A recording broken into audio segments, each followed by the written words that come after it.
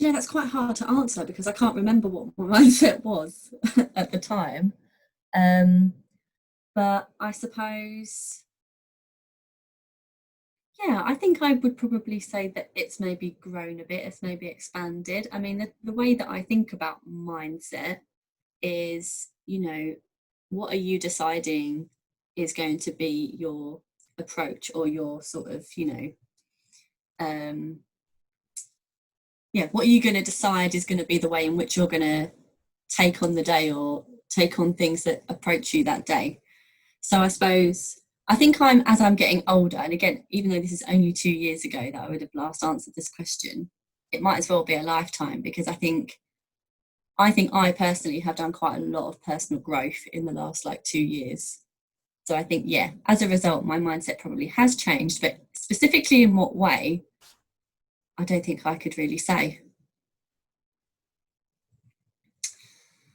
I think my thoughts have definitely changed. And again, I think not necessarily in terms of like, oh, I think completely differently now. I think it's again in terms of like there being certain growth of my perspective. And I think things that have happened to me personally, but also, huge things that are very visible and very vocal about lots of different injustices, within our society and the experiences of other people and their truths and how that's so different from maybe my own. I think so, in terms of my thoughts in general, I think I'm generally a lot more aware of the fact that the way that I think in my own life experience is not something that necessarily other people have the same experience of or the same way of thinking about things. Um, I think from what I've sort of seen and heard from like snippets of things, whether that's people that I'm talking to in my life or things through coming through social media and the news and things like that, I think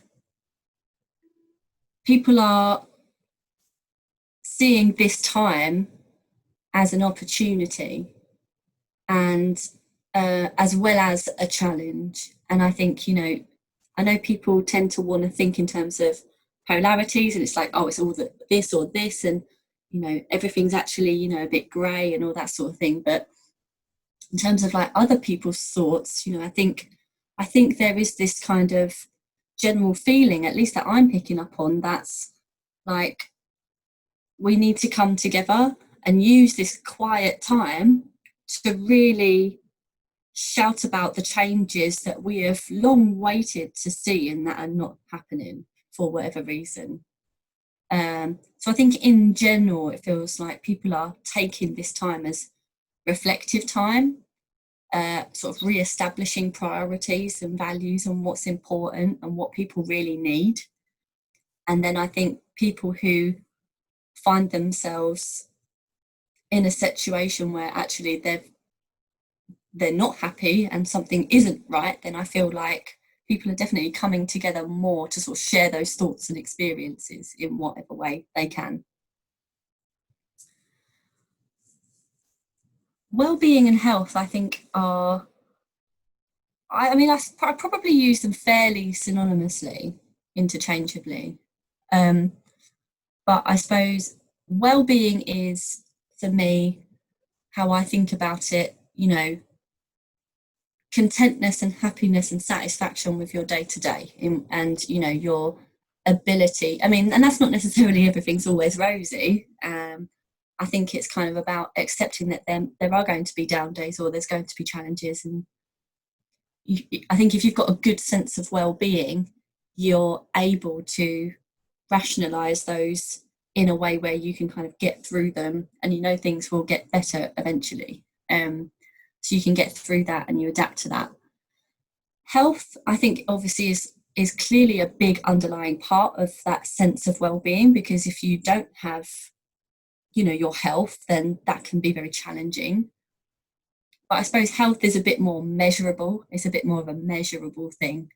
So health really is sort of the way that I think about it, is almost set up to address things that are not working right, or not functioning properly for whatever reason, and so you fix that. So it's kind of, you start from the negative really when you're thinking about health, I would argue. Whereas with well-being, I think you start from the positive. So it's like, how can I keep up my well-being? Whereas when we think about health, it's like, how do I stop ill health? How do I stop this from not working properly? I think I personally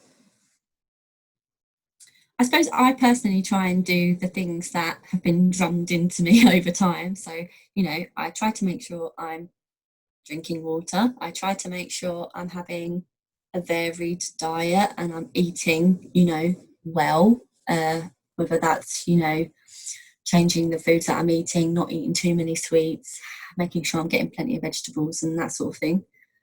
Um, I also have, so something I've really grown to appreciate through this lockdown situation actually is how much exercise is important for feeling healthy.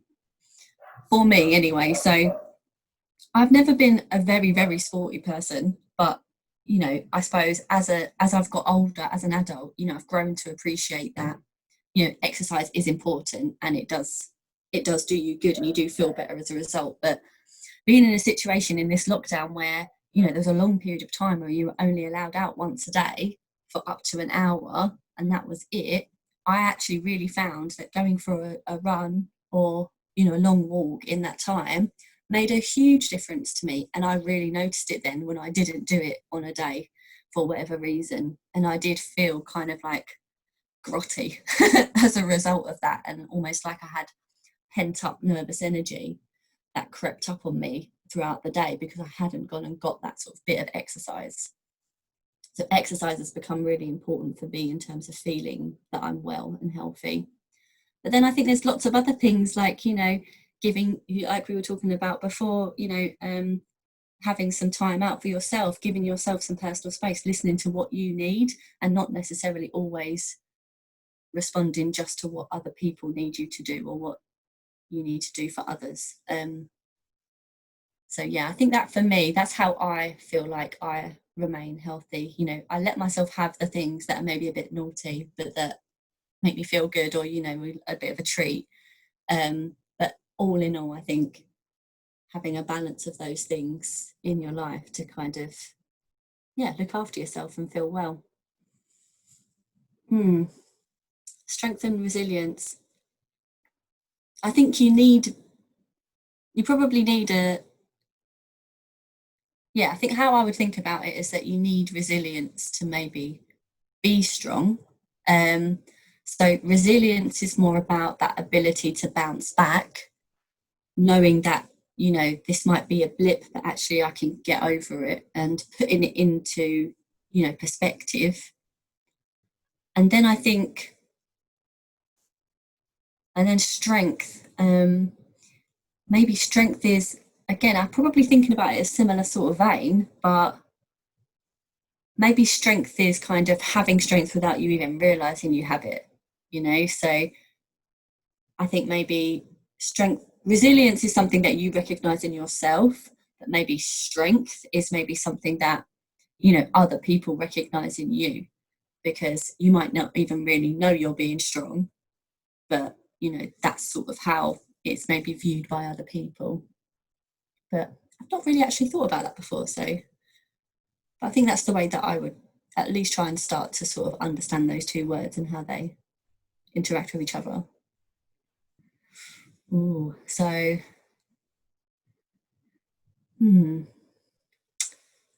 I think I draw my strength from being comfortable with not being perfect. So I think, and again, this is something that definitely comes with age. Each year that is passing, I'm kind of growing this sort of maybe sense of like self-awareness and self-understanding. But yeah, I think I draw my strength from not being proud and not being afraid of admitting when I've not been right or I've done something that's not ideal, or and especially, you know, being able to sincerely apologize if I am in the wrong about something or if I've hurt someone, and that being okay, you know. So I think I draw my strength from being able to be comfortable with taking certain risks, but also then being very able to put my hands up to that and then go, yeah, I made a mistake and that was wrong, and I will do what I can to not do that again if that's the case. I also obviously, like I'm sure other people you've spoken to, I draw my strength from the people that I love, like the people in my life, and they really keep me grounded. And that's very lucky. I've got a variety of people in my family that I can have very open, frank conversations with, about what's going on in my life. And then I've, you know, got a handful or so of like really fantastic, you know, strong female friends who, you know, who again, I know that I could talk very frankly about stuff that's sort of in my head and feel that I'm not going to be judged, and I'll get an honest, you know, opinion on what's going on there, and they'll sort of support me. So I of course get a lot of my strength from the people in my life that I love as well. Mm. Yeah, I have most needed it when my own sense of knowing who I am has been shaken. So the confidence in my own judgment. So when I've lost sight of my own sense of judgment and, you know, my gut feelings, and thinking that, you know, yeah, you know, I kind of get what's going on here and I know where I am and where I stand and stuff like that. I think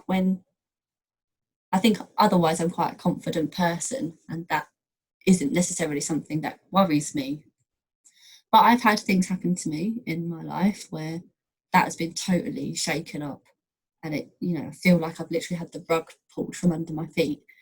And that was really difficult, because what I found hardest about that point in time was that, as I said, fundamentally, I felt that my own sense of self and judgment of others and myself had just crumbled. And that's where, you know, based on the previous question you asked me, that is really where I draw a lot of my strength as a person, feeling that I kind of got that sort of grounded in me. Um, but again, I think I needed time out. I needed to recluse, and I needed to kind of take a really long, hard look at myself, and the people around me. And again, just over time, thanks to the people around me, I was able to kind of rebuild that sense of self and get that confidence back, and sort of, you know, go back out there and continue. I think all your questions are connected, because they all somehow relate to, at least how I'm interpreted them, into your internal voice and your sense of self, and then understanding yourself in comparison to what's on the outside. So I think your questions all relate to that. So looking at that relationship around the kind of flow between the inside of yourself and your internal voice, and then how you then respond to that on the outside, and things that kind of make you feel able to do that. So like able to be responsive, able to learn and grow and adapt, and, you know, feel strong enough to do that, and feel well, feel well and able to sort of see through that and thrive in whatever way that might be. Yeah, so I think who I would call my community is a really hard question to answer. Um, I don't really know who my community is, but I suppose at least in my life, the people in my life, for whatever reason that might be. So, you know, the people that I work closely alongside, as well as then people in my life, um, Wow. in the community. Um, I think they are talked about a lot. So, you know, just what is there in the public sphere kind of thing, or at least the bubble that I'm in, as I said. I think, you know, within a work context, I see a lot of these words used. So, you know, there are workplace schemes and initiatives that talk about resilience and talk about well-being and health and all of these sorts of things. And there's usually some sort of offer with that. So, you know, you can access this for well-being or whatever. And then in terms of like in my family and with friends and things like that, you know, I do talk with those people about how I'm feeling or what's on my mind or um but I suppose admittedly probably nowhere near to the depth that, you know, you're able to kind of have through having these sorts of interviews. Because I think, to be honest, it's not necessarily something that people maybe specifically consciously think of, even though they are there all the time. Oh, that's dangerous. um, no, I think other than um, I think it's really I think it's really important, and I think it's really great that we are having these kinds of conversations and talking these things through. And I think because ultimately, I think that it allows us to appreciate how we all have our unique life experiences and perspectives on the world. And there's no right or wrong, there's just different. So I think through having conversations like this and finding out how different people's minds tick and, you know, how they observe different things helps build that kind of general sense of like empathy that I think is much needed, especially in current times. You know, a bit of empathy for people who think differently from you um, is really important. So yeah, I think that's what I'll say.